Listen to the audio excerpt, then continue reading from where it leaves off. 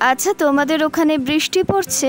আমাদের এখান থেকে কিন্তু কাল থেকেই একেবারে মুষলধারায় বৃষ্টি নেমেছে। তাই তো আর ৭-৫ না ভেবে আলু, ডিম, ধনেপাতা দিয়ে আর অনেক কিছু দিয়ে বানিয়ে ফেলেছি অসাধারণ একটা চপ।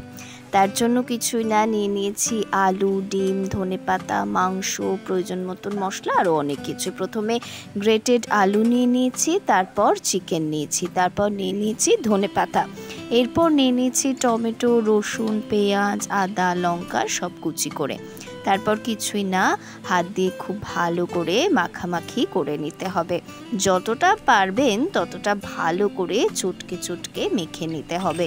বৃষ্টির ওয়েদারে এমন যদি চপ বাড়িতেই বানানো যায় তাহলে খেতে দারুণ লাগে। আর নিয়ে নিয়েছি 2 রকমের সস, সয়া সস আর টমেটো সস, এতে কিন্তু খেতে আরও ভালো লাগবে। নিয়ে নিয়েছি স্বাদ মতো নুন আর একটু সামান্য চিনি।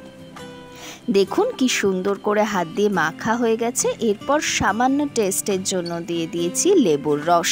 লেবুর রস যারা খেতে পছন্দ করেন না তারা কিন্তু নাও খেতে পারেন। এইভাবে খুব ভালো করে হাত দিয়ে মেখে নিতে হবে, দেখবেন হাতের মুঠোয় যেন চলে আসে।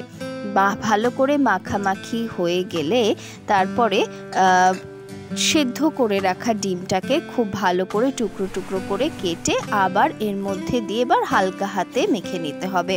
এরপর কিছুই না, ফ্রাইং প্যানে পরিমাণ মতো সাদা তেল গরম করে মুঠো মুঠো করে চপগুলোকে দিয়ে এপিট ওপিট করে ভেজে নিতে হবে। আর ব্যাস, তাহলেই তৈরি হয়ে যাবে অসাধারণ স্বাদের একটা চপ।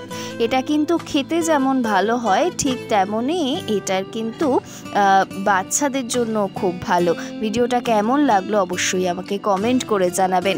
ভিডিওটি ভালো লাগলে লাইক করুন, চ্যানেলটি সাবস্ক্রাইব করে সঙ্গে থাকুন। আর অবশ্যই এমন একটা বৃষ্টির দিনে মুচমুচে স্ন্যাক্স বাড়িতেই বানিয়ে ফেলুন।